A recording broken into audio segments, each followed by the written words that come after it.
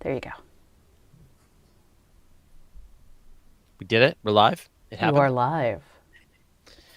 Can you show us the Yeah. output? Sorry. It's okay. Am What, I you don't want talking to see to? me?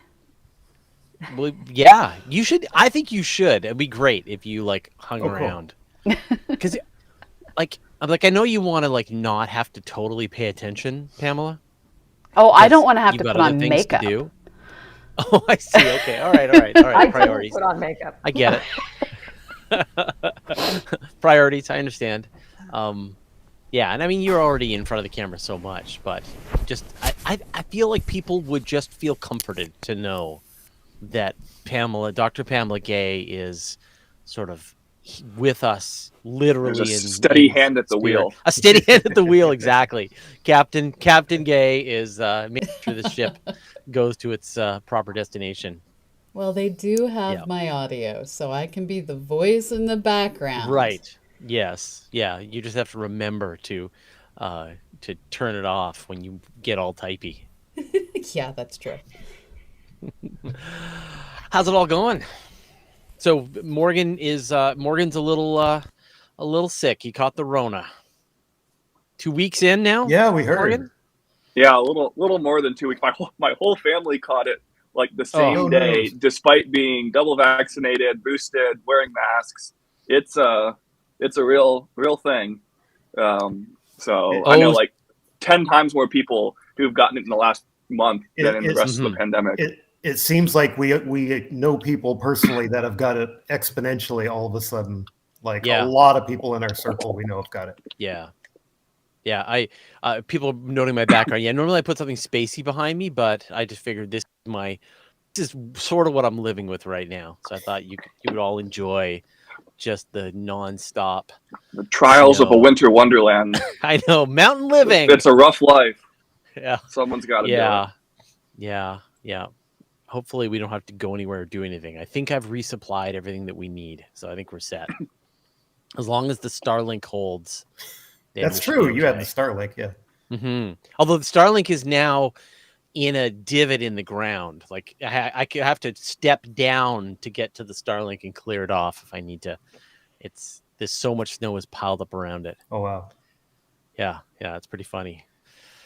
Yeah, but yeah, we're getting by, and hopefully the weather turns and gets warm again Sunday, and then I think we're through the worst of this. So I just have to survive. It is interesting though, just how much. I mean, I think we'll probably talk a bit with Nicole about this, but just how much when you're in a more extreme environment, how much of your day is just spent in pure maintenance mode, just trying to keep yourself and the machines that support you alive, and how little time you have Are you for saying everything that else. Vancouver Island and outer space are The equivalent same environments? thing. Is what I'm hearing here. That's exactly it. Yeah. A West Coast rainforest is roughly equivalent to a football-sized piece of spacecraft hurtling 20,000 kilometers an hour overhead. It's exactly the same. Mm-hmm. But it is funny when you I saw someone post this today, like people always think, oh yeah, the rich 1% want to leave Earth and go live in space. But I mean, if they want to do that, they'd go to Antarctica first, because it is 1,000 times more hospitable. You can at least breathe the air there. You can at least breathe the air. Yeah, exactly. Sometimes, Yeah. you can go outside and not freeze to death immediately. Yeah. Yeah, it's space is rough. All right. Well, let's get into the show then. We've done it. Here we go. Hello and welcome to the Weekly Space Hangout for Wednesday, January 5th, 2022. Whew. I'm Fraser Kane, publisher of Universe Today. This week, we're going to be talking about James Webb, more James Webb. Do you hear us, Pamela? We're talking about Yeehaw! James Webb, as well as Comet Leonard and Tin One and more. Joining me this week, heroically with an illness. I'm sure you're all familiar with it. We got Dr. Morgan Redberg. Morgan, Hey everybody, Happy New Year. So if Morgan is like forgets his muting, that's only because he's been muting himself to cough. And we do appreciate you you showing up. And It's good to be here. yeah. I mean, at least you're stuck in your house, right? Still. Yeah, I'm free of home now, but it's nice to be vertical. Yeah, exactly. Oh man, I'm so sorry that you're going through this. And again, that's a Canadian sorry, which is like triple. That's the best kind of sorry. Yeah, it really is. Yeah, extra strength sorry. We got Dave Dickinson. Dave. Hey, I'm currently folding a telescope open in James Webb's honor back here. So, did you take a picture? Didn't you? You were going to try and chase down James Webb, I was. Right? We've had really bad weather the last 2 weeks, but I dropped one in the slideshow. There was some amateurs have managed to catch images of it. Yeah. So yeah, I've seen a bunch. Yeah. We had a lot of people asking, like, we'll get into this more, but will Hubble be able to see James Webb? And it'd be like, yeah, like 1 pixel. Yeah. It's not going to see much more than that. Yeah, absolutely. All right. Well, before we get into this week's special guest, I just want to give a huge shout out to our good friends of the Weekly Space Hangout crew. They're our friends, our fans. They are executive producers. They're the ones that really keep the whole ship running. We just show up, look pretty, and do our job. But it couldn't be without Nancy Graziano and all the people working behind the scenes to bring the show together. Another thing that's really important to let you all know is we are looking for more co-hosts.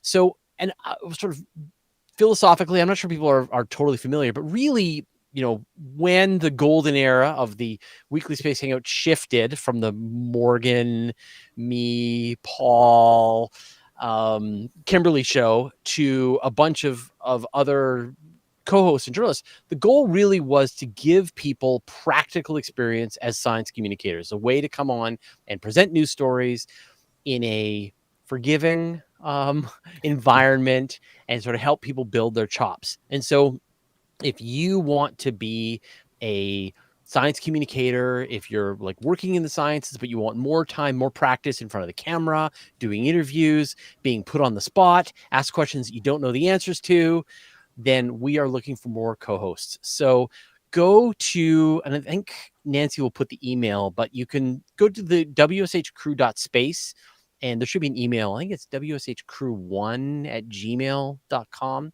and send Nancy an email and let her know that you would be interested in joining us as a co-host. And hopefully we can give you more experience in being a science communicator. All right, let's get on to this week's special guest. We've got Nicole Stott. Nicole, welcome to the Weekly Space Hangout. Thank you. Great to be here with you guys. All right, so who are you? What do you do? Well, my name's Nicole Stott. I am a retired NASA astronaut, now artist and founder of the Space for Art Foundation, where we're bringing, actually we say we're uniting a planetary community of children through the awe and wonder of space exploration and the healing power of art. There's an example of a piece of work we've done behind me. And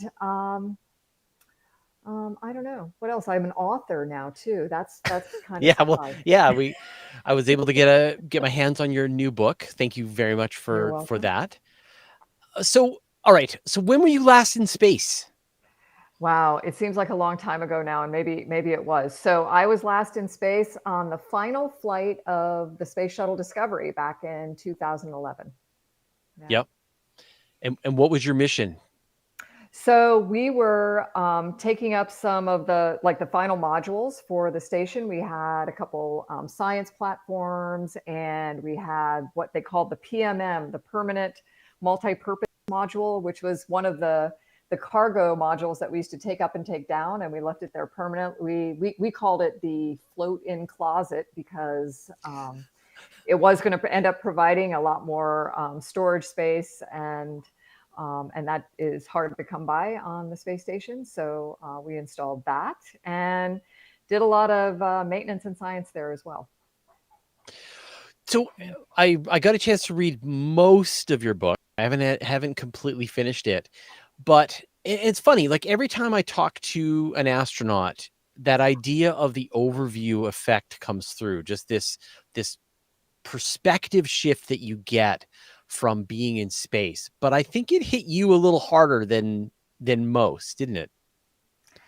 Yeah, I think we all have maybe different ways of sharing it. I don't know that it hit me harder, but I felt like it was really important to try to express the experience, maybe to help people understand, things like, I mean, you guys get it. You're going to talk about James Webb and all the 300 little deployments or whatever that have to happen. I mean, it's a pretty complex thing to get to space, to live and work there for a short period of time, and to get home safely, as human beings going to and from.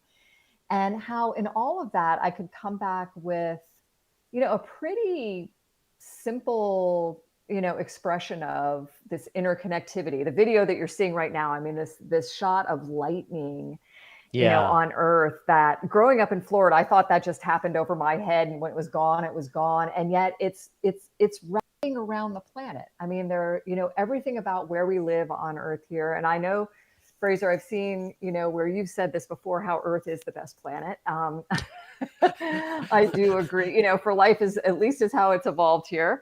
And I think that becomes this like in your face reality when you look at our planet from space, and the fact that we live on a planet. I mean, how often do we think about that? Like, holy moly, we live on a planet, all Earthlings, lunar border, that mattering, that, that thin blue line or green line that you see in that video image. But I think it's a thing that we all, should wake up every morning thinking about in some way, like bringing that idea of planet, Earthling, and thin blue line into our daily lives. And to remind ourselves that we really need to be behaving like crew members and not passengers here on Spaceship Earth.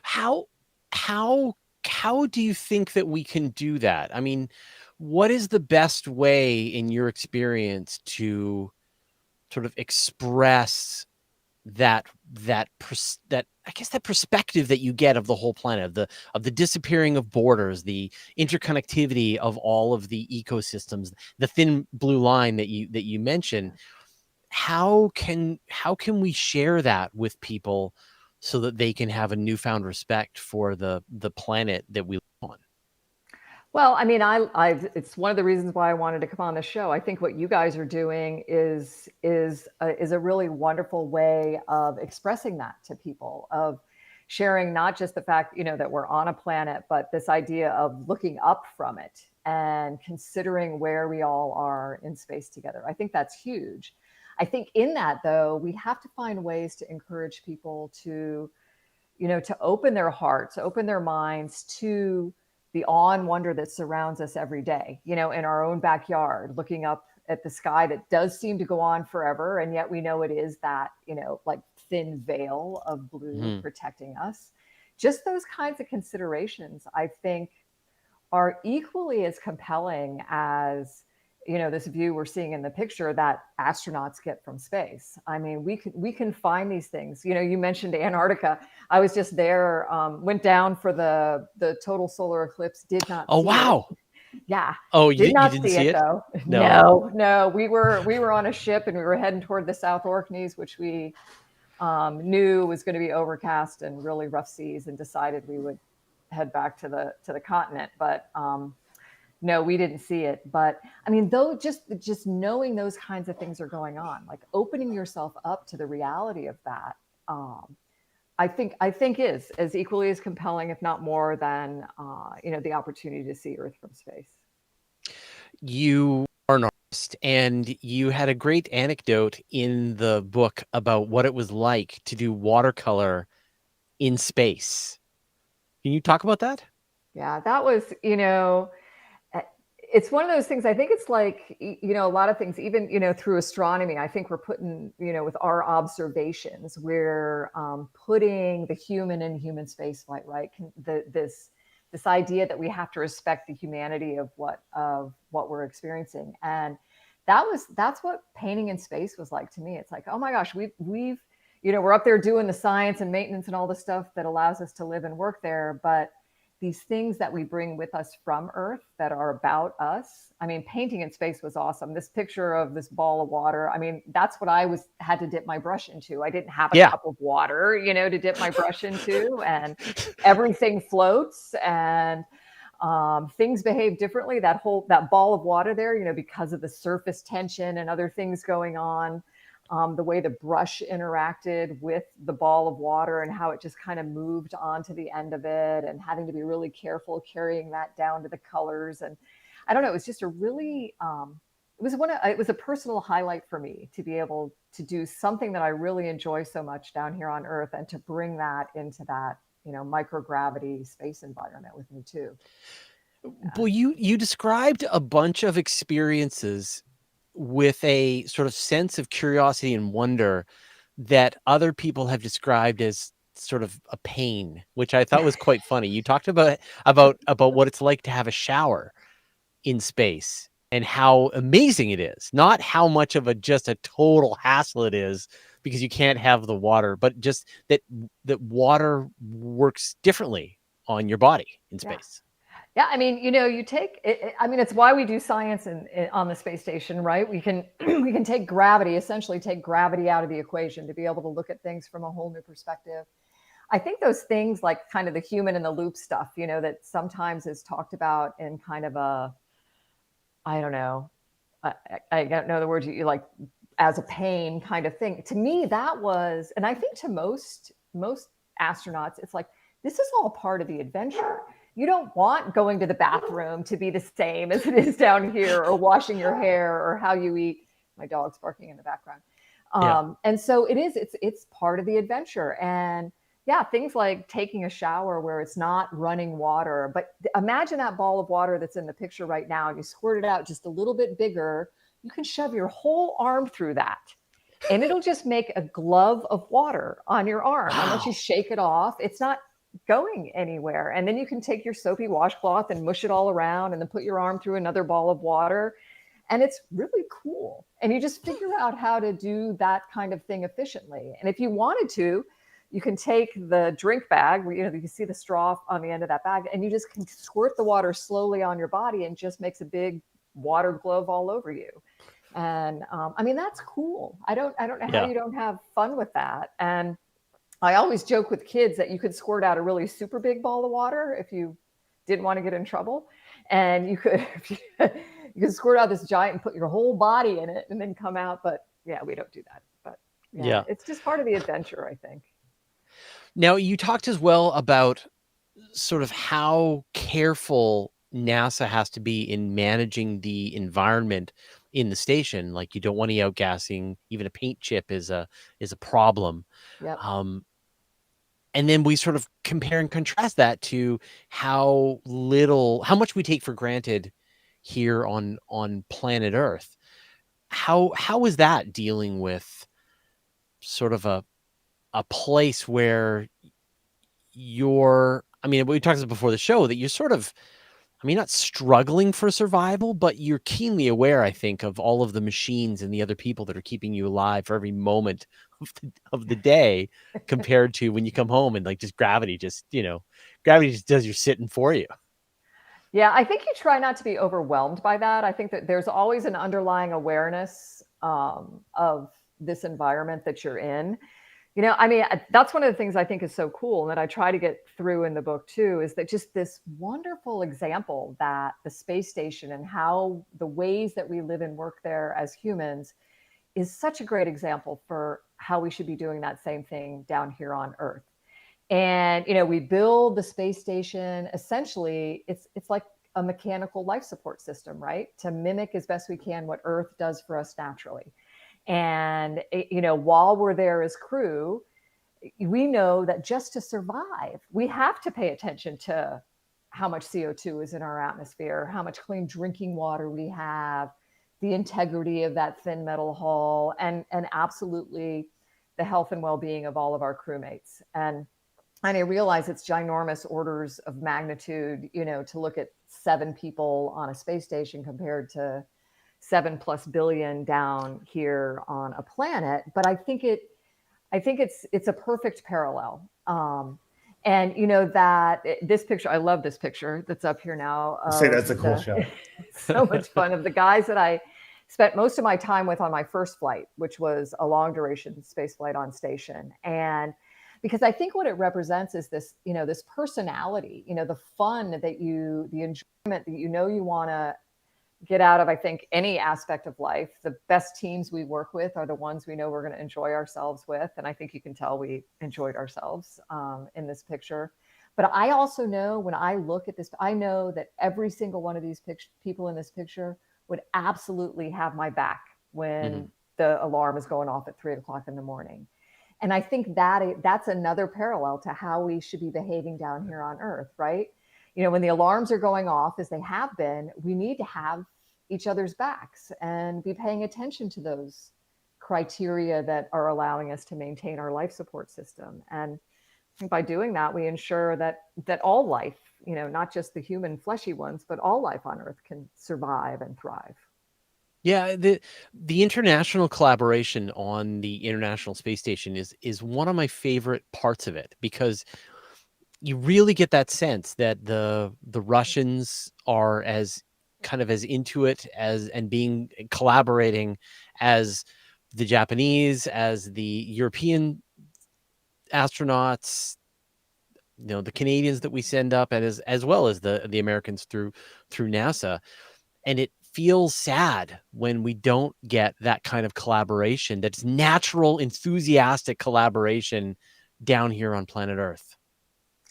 Yeah, and I mean, I agree with you. And I think historically, when we look back on, the legacy of the ISS, it's going to be about that I word, the international aspect of it, where somehow as 15 different countries, we've managed to come together peacefully, successfully, over 20 years now on this station with this higher mission, really described, I think, very well by the motto of the space station, this idea of all of what we're doing off the Earth is for the Earth, ultimately about improving life on Earth. And it's pretty incredible when you bring people together, no matter where they're from, with that kind of motivation in mind. And I mean, I used to hear from people all the time, oh, well, you're on the space station with these international crew, and, are you allowed to go into the Russian part of the space station? And I'm like, there's modules that are made by the different countries and space agencies, but it's all one station, all one crew with one commander, working together. And I really believe that the way we've done this, I think a lot of the stuff that's going on Earth right now that's not so nice has actually been tempered, positively tempered by these relationships we have together in space. Yeah, I 100% agree with you. It does feel like having the Russians and Americans having to talk to each other on a daily basis to coordinate and collaborate has to leak across the rest of the society. I hope so. Now, you also spent a lot of time underwater. Can you talk about that? Yeah, well, we do, all the training we do in preparation for going to space. And one way or another, it's about how do you work as a really a well-oiled team, a good crew. And we'll do things like go out to the Canyonlands of Utah for 10 days, or, our cold weather survival kinds of things, which are all really very fun. But one of the things, probably the absolute best analog to what it's like to live in space, is to go live underwater. And I did that for 18 days on the Aquarius undersea habitat, which is right down the road from me off the coast of Key Largo, Florida. And so cool. This habitat that's about the size of a school bus. It sits at 60 feet underwater, on the ocean floor. And really everything about it parallels in one way or another what it's going to be like to live in space. You're in a real extreme environment. You've got this hull of the of the hab, that's protecting you from this, the ocean that's surrounding you. And you have to figure out as a crew how to deal with anything that's going wrong at 60 feet underwater, because after an hour down there, your body's so saturated with nitrogen, you can't just swim safely to the surface to escape whatever problems are going on. So you have to deal with it there. Same is true in space. And, we can't just hop in the spaceship and come home anytime we want. So, and, you mentioned the overview effect thing and how we can give this experience to people. I really felt like, in hindsight, I look at a lot of things that I experienced in life before flying in space. I'm like, oh my gosh, that's overview effecty. That's Earthrise moment-ish. That's the same Yeah. kind of feeling I had looking out the window from space.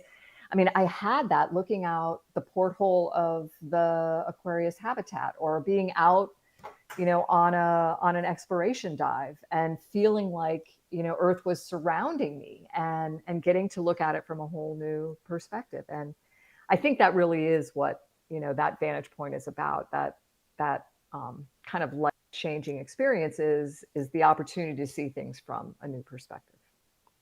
Now we've been talking sort of around the book, but why don't you sort of give us sort of the official pitch? So what's your book? Well, it's really, I mean, it really is about everything we've just talked about. It's not meant as a memoir. There are some memoir-y kinds of things in there. There's experiences from space for sure. There's a lot of what I wanted to do was showcase the science that's happening in space, but also how people, examples of incredible humans, of which there are a lot of them, that are already living like Earthlings, living like crewmates here, and helping to make life better for all of us. But ultimately, it's really about how we have found these ways to live and work on this mechanical life support system in space, and how we should be bringing that back to Earth in a way that reminds us we need to be behaving like crewmates and not passengers. Yeah. It was a sort of a fascinating, a lot of kind of kismet. Like you were talking about personal experiences, and then you were shifting gears and talking about sort of philosophy and practical applications of this, and then shifting back to anecdotes and so on. I really enjoyed the way, the narrative as it sort of moved its way forward. And I suspect it was difficult to gather together the topics as sort of densely as you did for the number of chapters that you had, because you were able to sort of put a lot of experiences and stories as well as lessons for us to take away at the same time. Yeah, well, I appreciate you saying that, because I think that was one of the most man, it was so much easier to go to space than it was to write a book. And, That's encouraging we to all know. have our calling, right? Yeah. But I mean, honestly, I think the thing that took me the most time was coming up with the kind of that template. Okay, how do I want to consistently, from chapter to chapter, tell this story, represent what's going on in space, represent examples of the science there, represent this spaceship comparison to Earth, and the work of people happening here on Earth already that we should be really thankful for and look out more. And then in the end, hopefully, because it was never meant really as this like checklist, oh, I need to do this to be, a good Earthling, or I've failed if I haven't done these things. It's not meant to be prescriptive at all. But in the end, I'm really hopeful that somewhere in there that everybody finds kind of their own personal call to action, something that like triggers them to say, oh, this is something I can do. Here's where I can kind of expand, and even things like we talked about before. How do I open myself up to really, really appreciate the awe and wonder that this planet and everything around me provides me with every day? Yeah. The book is Back to Earth, retired astronaut, Nicole Stott. Thank you so much for joining us today on the Weekly Space Hangout. It was an absolute pleasure to talk to you, and good luck with all of your writing. Thank you. If people want to find out more, beyond buy the book, obviously. Yeah, obviously. Where should they go? Well, you could go to my website, which is either NicoleStott.com or npsdiscovery.com. I'd also encourage you to check out the work of the Space for Art Foundation. I think people who are following along with you guys, participating in these conversations, would find it interesting to see how this whole space art and healing stuff is coming together, I think in a really impactful way. And that's spaceforartfoundation.org. And we're out there on all the social media sites too. Wonderful. All right. Well, thank you so much. And good luck with the book. Thank you. Appreciate it. All right. Take Bye. care. All right, Morgan, tell us about the telescope that shall not be named. We have a telescope. That is the words of the people themselves. This was a huge week, maybe the biggest week for James Webb. Of course, we're about 10 days out now from the launch, and the launch was great, and everything is sort of perfectly on track trajectory-wise. But unlike most missions, that was the easy part. The hard part was then unpacking the telescope to turn it into something useful. And a lot has played out over the last 10 days, but maybe some of the biggest milestones have happened just in the last, 48 or 72 hours. And the biggest piece so far has been unfurling the shield, the solar shield, that will help protect the telescope from the heat from the sun and keep the instruments cool with the assistance of the liquid helium, or the liquid hydrogen. Helium, I got it right there. Helium on board. And this was actually like the most complicated piece. So you might have heard that there's like several hundred single point failures on James Webb. And if one of those doesn't work, then it's a real problem.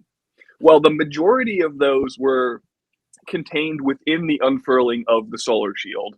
And a lot of that also were procedures that couldn't be fully tested here on Earth because they required microgravity to operate correctly. And so the solar shield is made up of 5 layers of what is basically like mylar, but the thinnest, most delicate form of that stuff. So it's about the thickness of a human hair, 5 sheets that needed to be spaced out evenly in order to operate as the engineers intended, to block the heat from the sun. And so they had to sort of unfold it, and then they had to separate the layers from one another in order to get it to its final form. And there you can see in the picture what it should look like when it was opened up. Right. And good news is that that is what it looks like. Right. And it's working. So NASA has this awesome tracker on their website of every stat you could possibly want about James Webb. And one of them is the difference in temperature between the telescope side and the sun side. And that is already up to a difference of around 200 degrees Celsius. So the telescope side is 200 degrees cooler than the sun side. And that's not good enough, but that's where the more active mechanisms like the liquid helium will come in to cool the telescope down. And so the shield was the complicated part, but the most important piece was getting the secondary mirror out to its final position. Because even if the sun shield hadn't fully opened up, they had contingency plans to still be able to make some of their observations. If the main mirror doesn't open up, they have contingency plans to make observations, and James Webb would still be the largest infrared telescope ever put into space. But if you don't have the secondary, you're bouncing light off that beautiful main mirror and just back towards where it came, with nothing to reflect it back to the instruments. Take that, aliens. Yeah. Yeah. And so this was like it wasn't the hardest piece, but it was the riskiest piece, in the sense that if it didn't work, the whole thing was pointless. The whole telescope would have been space junk. And the good news is that it worked exactly as it was supposed to. And so that leaves basically 2 more actions to do. The first is to unfurl the mirror, and the second is to deploy some radiators to help keep the instruments cool. And those have single point failures, especially the unfolding of the mirror. But the vast majority of those sort of high risk points are now behind James Webb. And if nothing else were to work, then we would still have a useful scientific instrument in space. And so it's, all the hand wringing over the last 15 years is coming in the right direction. I'm not going to say it's over, because obviously we want to get that thing opened up the whole way. But the sort of nightmare scenarios have begun to pass, and we can see our way forward to all the promise that James Webb is offering us. So do we know when those last operations are going to be happening? Within the next couple of weeks. So I think it's going to be about a week probably before they start working on the mirror. And I'm not sure, honestly, when the radiator will be deployed. And then once everything is in place, there'll be a long period of checkout to understand how the instruments are responding and take calibrations and things like that. And already various stages have been delayed as they made sure they understand what they were seeing. So they were seeing, for example, some temperature sensors on some of these single point motors that were reading a little bit higher than they expected. And so they paused and they understood that. And then they rotated the spacecraft just a little bit to get them out of the direct sunlight for this key activity. And then once they cooled down, they were able to go ahead and activate them. And so one would presume that there'll be more examples of that as we go forward. And so what might on a clean schedule look like, I'm just going to say 6 days worth of process, if it's 10 days, but we're overcoming these little issues along the way, that's the way it's supposed to work. And so really up till now, things have operated basically as smoothly as one could have imagined. And that bodes well for what's left to come. Dave, you've been tracking the mission. I know you've been writing quite a bit about it as well. The orbital maneuvers have gone very well. Yeah, they've actually gone better than they expected to. In the first, the Ariane 5, we talked about this last week, the Ariane 5 launch was so accurate that they had to use just minimal fuel for the first 2 orbital correction maneuvers, that when they go into L2, and yeah, there's one of the last shots from the Ariane 5 second stage looking. That's the last time we'll see James Webb as anything other than a dot right there. So unless they ever send a mission out there to grab and refuel it. And this was astronomer Gianluca Massi of the Virtual Telescope Project actually snapped this. Like I said, it looks like a dot now from Earth. So it looks like it's about 13th or 14th magnitude, although they're talking about as it unfurls, it may gain a magnitude or so, but it's always going to look like a little dot like that. So I've heard 17th magnitude is that's what really its final position will be. The shiny mirror is never going to point towards Earth. Yeah. Well, did you see on Twitter it blocked whoever's running the NASA Webb Twitter feed blocked NASA Sun, NASA Earth, and NASA Moon's channels, which I thought was brilliant. Yeah, I talked to Heidi Himmel for the Sky and Telescope article I did. She's one of the astronomers on the project, and she was saying that they'll probably see first starlight shortly after L2, but those are all going to be calibration, very blurry images, as they probably won't see the first science operations, although their astronomers already signed up for science operations on James Webb for around July or so, maybe. I've heard about 5 or 6 months of the checkout period, and then we should see first light. But then, I wouldn't be surprised if NASA doesn't jump the gun and start throwing some calibration pictures out to whet our appetites. I think toward the end of this month is 29 days. We should be in L2. Early February, we might see some calibration images. Yeah. It feels weird to not have any real news. Like we've all rehearsed the steps. We're all familiar with them, and they're all unfolding exactly according to plan. We haven't had really any surprises on this yet. No surprises. When's the last time we talked about James Webb and we said everything is going right? Yeah. I know. The hard part was getting it to the launch pad to begin with. Yeah. And I mean, all those people with your James Webb delays jokes, you're going to need to come up with some new material now. See, it nearly got canceled by Congress. It nearly got hit. Hurricane Harvey flooded and I was interesting. I didn't realize, I think Morgan touched on it briefly, that they had never done a full up vacuum testing of the scope on Earth. That's why you're seeing some flex in the timeline that the astronomers were telling me they're still understanding how it works as it unflexes in space. So they don't have a big enough vacuum chamber for it. No, so it was never unfolded in a vacuum chamber. They did simulations and they had some idea, but they're already finding that they needed a little more time here for something to cool down or a motor to cool down. So, that's all built into the timeline. But I didn't realize till I talked to astronomers. They said, "Oh, we're kind of learning how it behaves as it goes." And that's how every mission goes. This is super normal stuff, and it'll probably be they'll eventually find some weirdnesses that are just sort of unfixable, and they'll just kind of learn to live with them. It's like if you look too close, this pixel in the bottom right is always going to be a little too bright, and then somebody will write their PhD thesis about calibrating out that one pixel, and that's just how these things go. Yeah, and it's funny, like people always want to say like, what's it going to observe? And we have all these answers. Like, we know it's going to observe the first galaxies forming. It's going to do its version of the Hubble Deep Field. It's going to observe extrasolar planets, but it's also going to find stuff that we have no idea. That's the most exciting stuff. Is we don't know what it's going to see.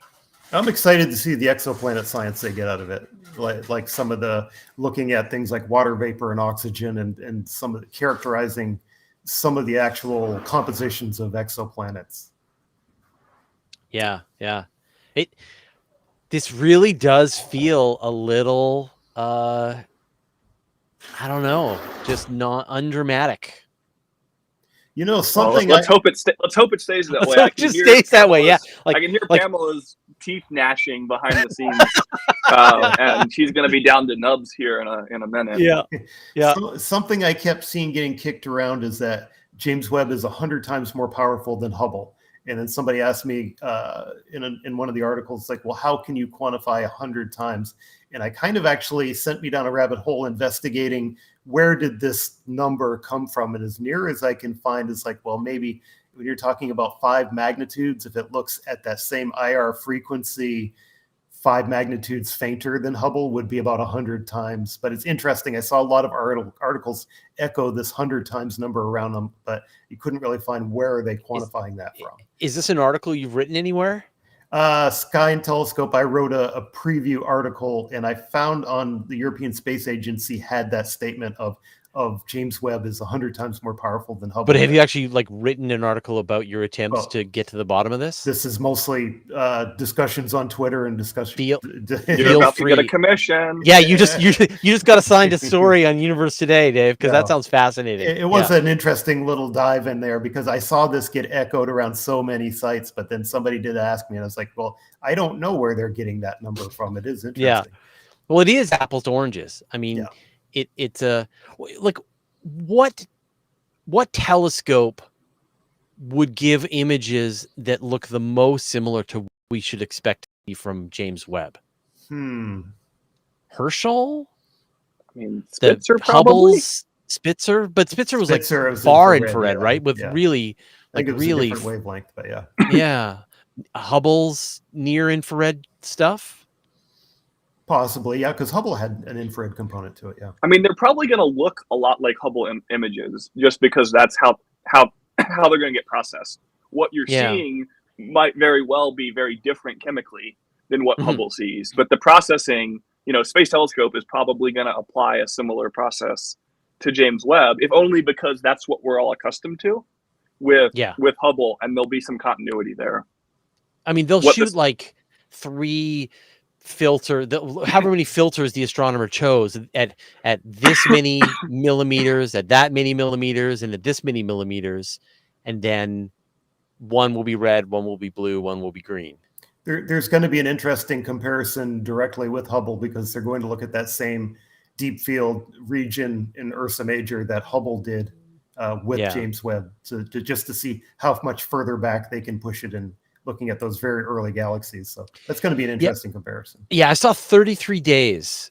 They're going to do a 33-day time lapse, 33 days of imaging in the same region for the James Webb version of the Hubble Deep Field. So that's going to be a big chunk of its time as well. It's going to be amazing. I can't wait. I can't wait to see that. All right, well then I guess steady she goes, Hubble.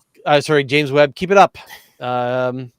Dave, let's talk about Comet Leonard from space. Yes, Comet Leonard just reached perihelion 0.62 AUs from the sun on I love that January 3rd. Yeah, that's interesting. That was from European Solar Observer or Solar Orbiter. And it's interesting that from that perspective, out of the frame, you can't quite see Venus because it caught Venus in the frame. And it looks like Mercury. It's going backwards. Yeah, if you I mean, I don't know if this is the video, and Pamela, if you're like, there should be some more above this. Yeah, that was unfortunately that was the best GIF I could find at the last moment. But but out of the frame, you could see Venus and Mercury if you dig up the original. You could see them move in retrograde, which was kind of amazing. So you actually watch them, and it was the perspective, I guess, of the solar orbiter. moving. looks and you like could but that is the forward direction from solar orbiter. It looks like now this was before perihelion, but something that's interesting about comets after perihelion, you always see the neat diagram of the tail behind the comet, but actually when they're coming out from perihelion, the tail goes in front of the comet because it's always being blown away from the sun. So I expect we're going to see some of that here in coming days as Southern Hemisphere observers and probably some other missions manage to grab it as well. I actually did a little bit of research here in Starry Night because we knew that Comet A1 Leonard is also, it's on an 80,000 year orbit, but on this passage, it's actually getting ejected from the solar system. And I did some simulations. I was curious to see what direction it was going to. And it's going roughly in the direction of the star Mu Serpentis. That's about 150 light years distant. Now, of course, in millions of years, Mu Serpentis, I know somebody will say it's not going to be in that same position because it's going around the galaxy too. So, right. But I just wanted to know where in the sky was it headed off to. This right here is a 1 decade simulation in Starry Night from 2022 to 2032. And the looping you see in there is mostly due to our orbit around the sun. Right. This is from the Earth's perspective looking at the comet as it goes out of the solar system. So the point is, in about 1 million years, astronomers in Mu Serpentis will be arguing over the weird extrasolar it's going to become spacecraft that came through their it's going to become star system. Somebody else's interstellar object, basically. Yeah, So exactly. I think it's kind of nifty that this comet's doing that it's actually getting ejected. This is Michael Yeager shot this from I believe it was a remote telescope in Namibia right around perihelion a few days ago. So they're getting a really good view of this in the Southern Hemisphere. There was a tail disconnection event. The tail was spanning about 30 degrees. We got a brief view of it here in early December, about a month prior to perihelion. I had this scope up here on the roof, the unistellar scope, and I managed to get some pretty good images of it. So it's fine, but it's not like a big, bright, bold comet. It wasn't the comet of the century. It wasn't Hale-Bopp or Hyakutake. It flirted with naked eye before perihelion. It was about 4th magnitude, and I've heard down south it's a barely naked eye now, like Comet F3 Neowise, and we've had 2 good binocular comets, F3 Neowise in 2020 and A1 Leonard here in 2021, but we're overdue for the comet of the century. We're 20 years, 22 years into the century. We're a quarter of the way almost into the century, and we haven't had anything that's any good. It's ironic. We've said before, it was right as film astrophotography was turning over to digital in the late 90s. Yeah. We have not had, and you're seeing what people are doing now with a 3rd or 4th magnitude comet, like photos like this. I can't imagine what they would be doing if we had another Hale-Bopp kind of. You would, when they get to be naked eye, then you can start putting them against foreground objects like landscape, mountains, hills. You can get those kind of wide field like you see with Milky Way shots. They get bright enough, then you can have the comet with like a snowy backdrop or something like that. So universe not enough.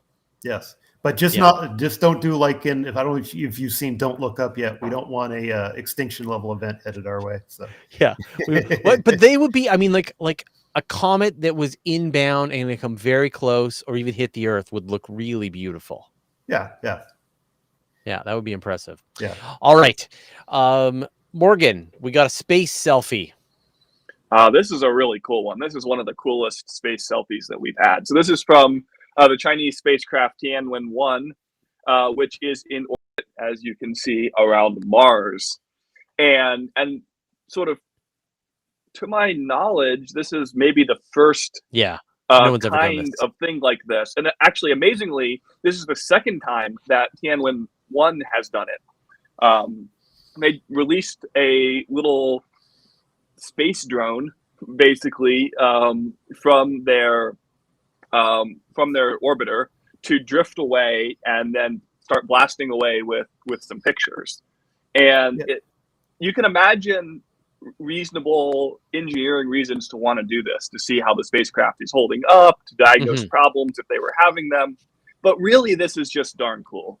And the useful explanations for it kind of pale in comparison to the wow effect of this. We're used to seeing pictures like this that are artist conceptions or 3D models that are being composited into planets and things. To see them like this is just so cool. And they're not like, in absolute terms, they're not great pictures, but knowing the context behind them means, wow, it's, then suddenly it's an incredible picture. Yeah. And so they've released 3 photographs from this. Presumably they have many more, but these are 3, I guess, really good ones that they released publicly in just the last couple of days. Yeah, and I did a tweet and recommended that from this point on, every spacecraft should have one of these. And obviously, the perfectly natural response is, that's ridiculous. Every gram that you make in installing a selfie stick on your spacecraft is a gram that is of lost propellant or scientific instruments. But it is so cool. It is so cool to see the spacecraft in its natural environment. And can you imagine if we could be watching the deployment of James Webb from some little drone that was hovering around far enough to not get in the way? We've kind of got give us a used to good this on the ground. We've seen Perseverance taking pictures of Ingenuity. We've seen and vice versa. Sojourner taking pictures of Pathfinder. We've seen Curiosity taking pictures of itself. But to see it in space and not on some sort of solid object is just a whole different level, and it's just really remarkable. We were discussing on Twitter yesterday. I think this was the first time we've actually seen a live view of another spacecraft orbiting another planet like that. Yeah, I mean, we've seen like the Mars Reconnaissance Orbiter took shots of Perseverance and when it was landing, and Curiosity landing. Yes. And Rosetta took pictures of Philae as it was going down. But they're right. It's kind of different.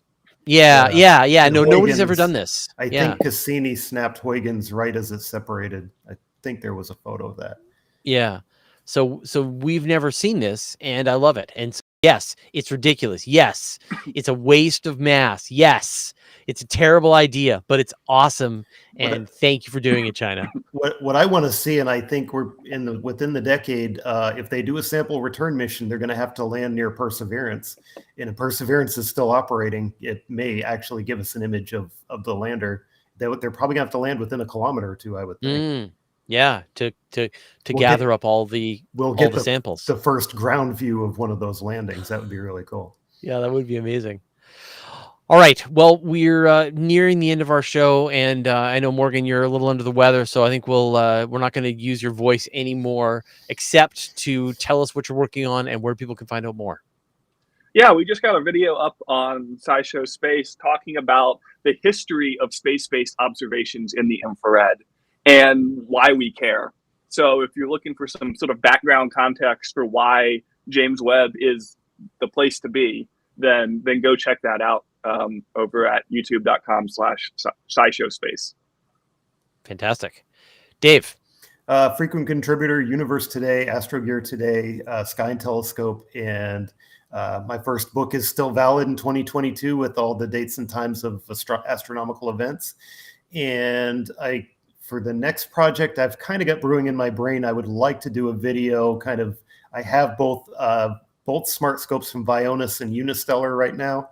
And I'd like to do kind of a smart scope smackdown, which scope, pluses and minuses of both, kind of, because they're both interesting telescopes for different reasons. I've had a time to use both of them, and I have both of them right now to review. So, yeah, that sounds awesome. Yeah, let me know how I can support that.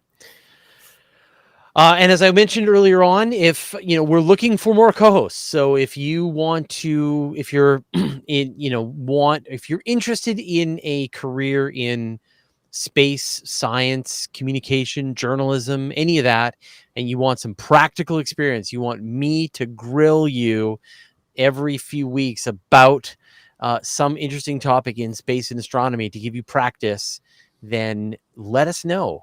It's also just crazy fun. It's super fun. It's not just work. It's better than work.